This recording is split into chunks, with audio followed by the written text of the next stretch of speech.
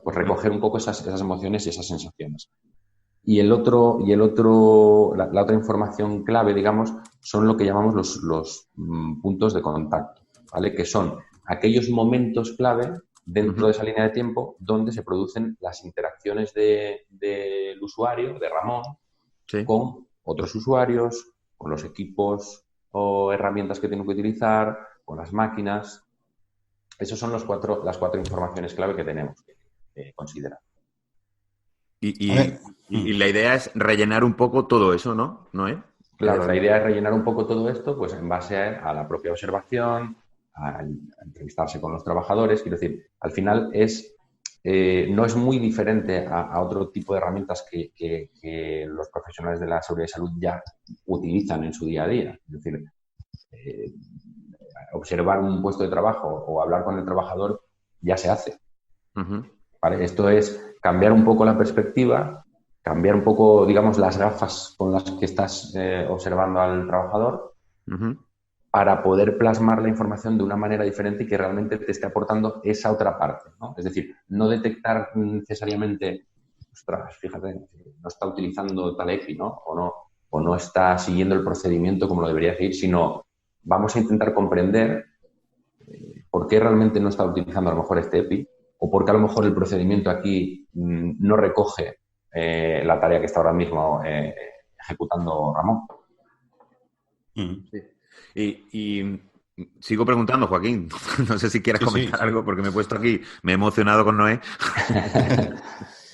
Oye, Noé, has hablado de algunas dinámicas para construir este mapa, ¿no? Has hablado de la observación del trabajo, ¿vale? Sí.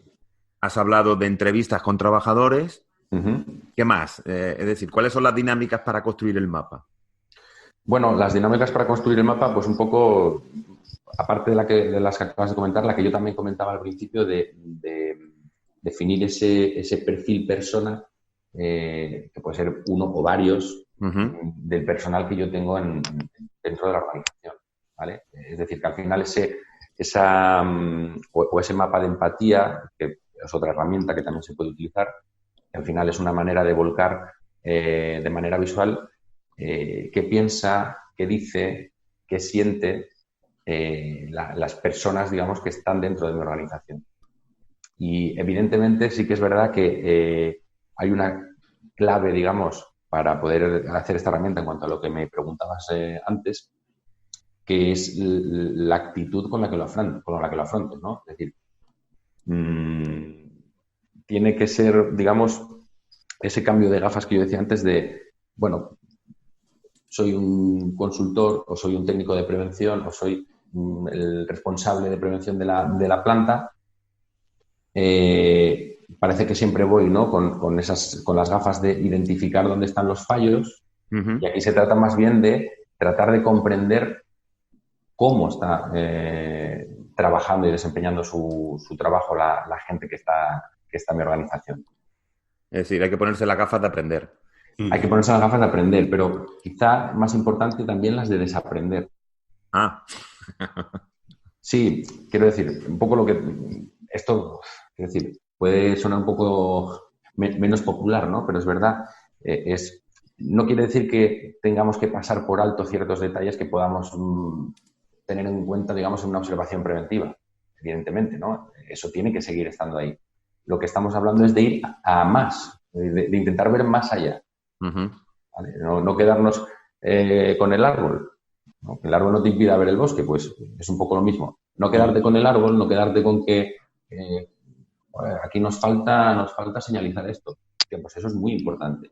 Pero, ¿vale? O, por ejemplo, el trabajador no está ejecutando esto según el procedimiento, ¿vale? Y yo puedo quedarme con esto, llamarle la atención al trabajador o recoger esta incidencia y está bien.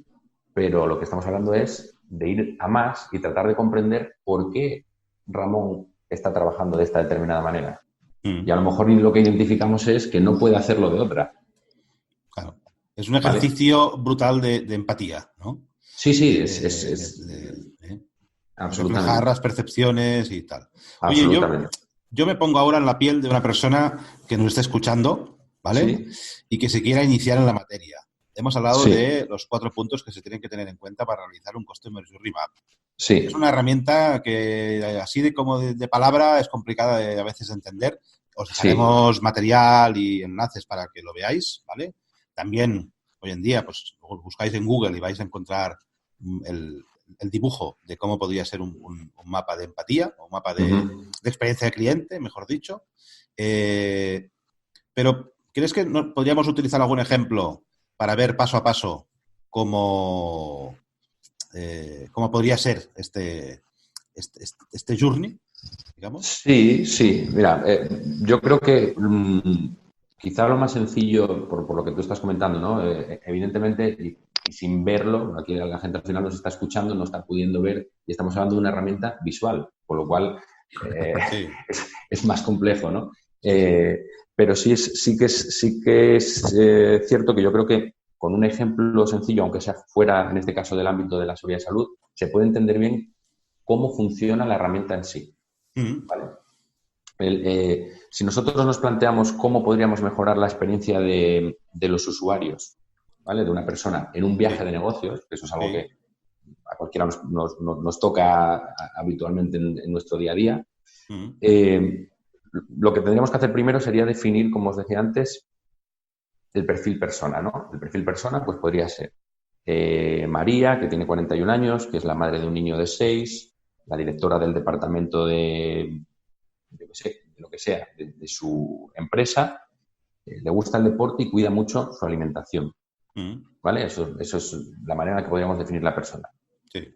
El timeline, pues sería, como decía antes, la línea de tiempo en que se divide el proceso, digamos, la experiencia de ese viaje. La experiencia de ese viaje sería, pues, la solicitud del viaje a la agencia de su empresa, llegar al hotel, hacer el check-in, acceder a la habitación, ir a la cafetería.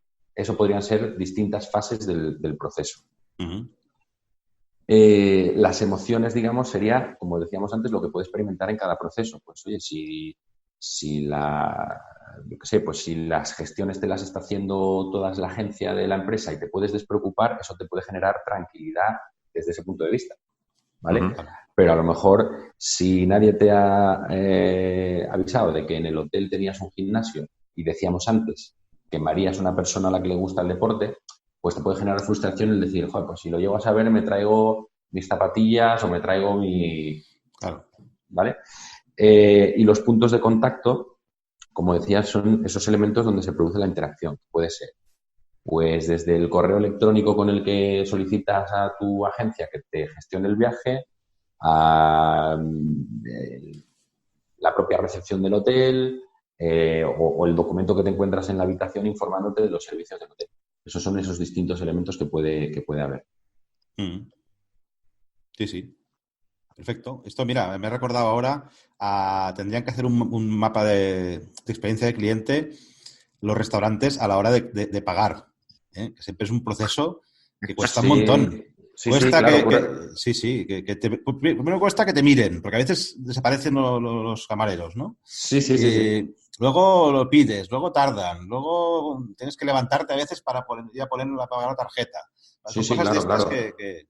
Sí, lo puedes extrapolar. Por eso digo que es cierto que al hablar de una herramienta visual y estar escuchándolo, es más difícil tratar de visualizar cómo podría funcionar, pero como vosotros vais a dejar material para que la gente pueda verlo, seguramente lo va a conectar muy rápido, porque al final es un poco lo que os decía antes, tiene mucho de sentido común. Es decir, simplemente el pararse, todos podemos hacer un mapa de experiencia de usuario de 1000 cosas que nos ocurren cada día.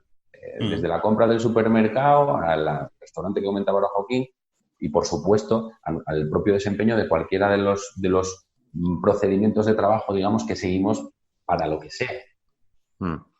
A mí se me ocurría, mientras que estabais poniendo el ejemplo, un ejemplo así muy clásico de nuestro sector, como puede ser el uso de unos equipos de protección individual, ¿no? Donde ya tenemos en muchas empresas máquinas de vending que aportan los equipos, ¿no? Entonces, hablar con un grupo de trabajadores sobre su experiencia en el uso, en la recogida, en cómo hay yo creo, no sé si me ocurría, porque Sí. proceso como de venta, ¿no? Exacto, sí, no, es un ejemplo perfecto. Quiero decir, al final es, ¿qué acciones tiene el usuario antes? Pues primero pues tendrá que, de alguna manera, valorar el estado de sus propios EPIs, ¿no? Antes, para poder saber si va a necesitar otros o no. Tendrá que... saber dónde están las máquinas, ¿no? Saber, exacto, eso es lo que iba a decir ahora, ¿no? Lo primero de todo es saber dónde está la máquina, cómo funciona la máquina, si la utilización de la máquina requiere además algún tipo de notificación a alguien, ¿no? de que ha retirado un EPI de esa máquina o no. Después, digamos, la propia recogida del EPI, el probar el EPI. ¿Qué ocurre si ese EPI al final me he equivocado y he cogido el que no tenía que coger? Quiero decir... Sí. La incomodidad. Claro, después usarlo, el propio... ¿no? Exacto. Después ya sería lo que sería la propia utilización, la propia experiencia de uso, digamos, del EPI como tal. ¿Y qué ocurre? Que es importante también, ¿no? Y esa experiencia de uso, digamos, porque esto al final no deja de ser una herramienta, como tantas otras, debería integrarse en un ciclo de mejora continua. Entonces, en el caso del EPI que comentabas ahora, Salva, y que es muy interesante, en esa experiencia de uso, si al final resulta que el EPI es incómodo o no está cumpliendo su función de la manera que yo me esperaba, al final me va a generar una emoción negativa. Probablemente no lo utilice mal o no lo utilice, que es peor todavía, ¿no? Uh-huh. Y eso sería importante, que de alguna manera ese feedback vuelva para que podamos mejorar el proceso y que a lo mejor, qué sé yo, pues la propia máquina te recomiende o que la persona que gestione el uso de la máquina incorpore nuevos EPIs o la posibilidad de elegir. Uh-huh. Creo que está claro que vamos, que se puede utilizar en muchas situaciones que nos encontramos cada día en temas de seguridad y salud. No sé si querías decir alguna cosa, Salva. No, preguntar a Noé que al final esto es una herramienta muy relacionada con metodología Design Thinking, ¿no? Sí, claro. Sí. Y entiendo que además se puede combinar con otras herramientas, ¿no? Exacto. Al final, un poco lo que comentaba al principio, ¿no? Este tipo de herramientas lo que nos permiten es poner a la persona en el centro del problema y de la solución, ¿no? Es decir, ponerla en el epicentro de esta historia. Con lo cual, el design thinking, que al final es digamos, una manera diferente de entender el trabajo, tratando de pensar cómo enfoca un diseñador la resolución de un problema complejo, pues se apoyan en herramientas como esta. Entonces, viene un poco de ahí también, ¿no? El design thinking al final recoge herramientas de distintas áreas, como puede ser el propio marketing, de ahí lo que decíamos antes de esta herramienta. Y el Customer Journey Map es una herramienta que se puede combinar con otras, digamos, para completar la información. Bien, otras herramientas que aporten al propio mapa de experiencia o que el mapa de experiencia crezca, como puede ser con un blueprint, que es otro tipo de herramienta muy similar, que también se divide en fases, que también analiza distintos tipos de información, pero que es un poquito más compleja que el mapa de experiencia. Yo, si la gente tiene, digamos, interés en conocer este tipo de herramientas, me iniciaría por aquí y después iría descubriendo esas otras herramientas que me ayudarían, digamos, a tener una foto más nítida de lo que quiero analizar. Bueno, Noé, nos acaba de dar pie para que te invitemos otro día. Sí. Bueno, Joaquín, yo he aprendido un mogollón, ¿eh? Como siempre. Yo también, Noé. Sí. Me ha gustado mucho y, en fin, a mí también ahora se me ocurrían más cosas porque también es combinable con la matriz de Kano, por ejemplo. Sí, claro, por supuesto. Pero bueno, lo dejamos para otro día, que si no, pues se nos va a quedar un episodio muy largo. Yo creo que ya hemos visto hoy un poco, y hemos ilustrado a los oyentes en el tema del Customer Journey Map. Y seguimos otro día con otras herramientas que nos pueden ayudar. Muy bien. Noé, muchísimas gracias. Como siempre, Nada, gracias a vosotros, un placer. Y como siempre, pues agradecer también la labor de PR Innovación en la difusión de este podcast. Volvemos la semana próxima. Un saludo. Venga, un saludo. Hasta aquí Visión Cero, el podcast para compartir conocimiento y reflexión sobre seguridad y salud en el trabajo.